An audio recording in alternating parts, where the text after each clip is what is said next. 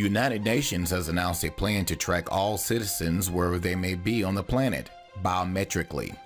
Biometric identification is the means by which a person can be uniquely verified by evaluating one or more of their biological traits. The UN wants to collect and store data about our facial features, fingerprints, iris codes, DNA, and anything else that might help them to identify each one of us individually. This information would then be stored in a central database in Geneva and ostensibly used to improve our lives and increase their capacity to better serve us. At least that's what the official story is. The United Nations High Commissioner for Refugees, or UNHCR, is moving forward with its plans to use biometric technology to identify and track refugees, and has selected a vendor for the project. Accenture, an international technology service provider, has went out in the competitive tendering process and will oversee the implementation of the technology in a 3-year contract. The UNHCR will use Accenture's Biometric Identity Management System, or BIMS, for the endeavor. BIMS can be used to collect facial, iris, and fingerprint biometric data, and will also be used to provide many refugees with their only form of official documentation. The system will work in conjunction with Accenture's Unique Identity Service Platform, or UISP, to send this information back to a central database in Geneva, allowing UNHCR offices all over the world to effectively coordinate with the central UNHCR authority in tracking refugees. In addition, major banks are also moving in the same direction. Citigroup is currently testing a new type of ATM that requires smartphone information and eye scanning technology in order to dispense cash.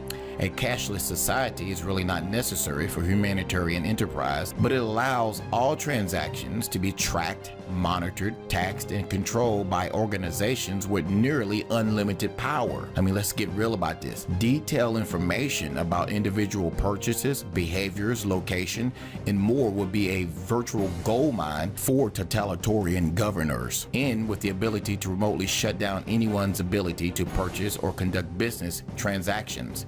The implications for tyranny are frightening. The ideal of relieving yourself from the burden of remembering a PIN number and carrying a card may be attractive and to some seem reasonable, but nothing could be further from the truth. The whole ideal of having a universal ID that would be virtually, if not totally, essential for functioning in society is deeply embedded in the use of finance as a universal shackle. Most banks are now reducing the amount of money that is allowed to be withdrawn from an account, and customers with large cash requests are being flagged as suspicious, potentially freezing an account for no reason other than taking more money out of your account than usual.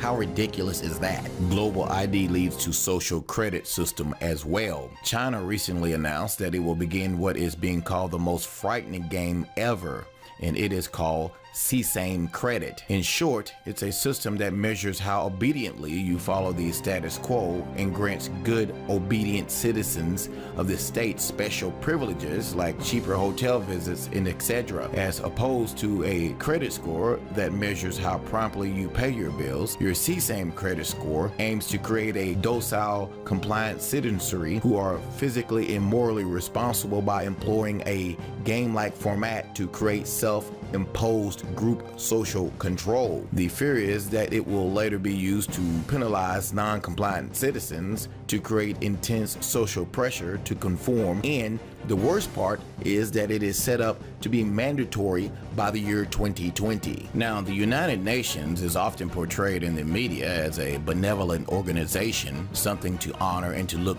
to for leadership. But is the generally accepted reputation of the UN really accurate? More importantly, is it safe for humankind to give so much authority and power to a single organization or governmental entity? Is the UN the beast that the Bible talks about? What do you think? Let us know in the comment section below this video. Thanks for watching.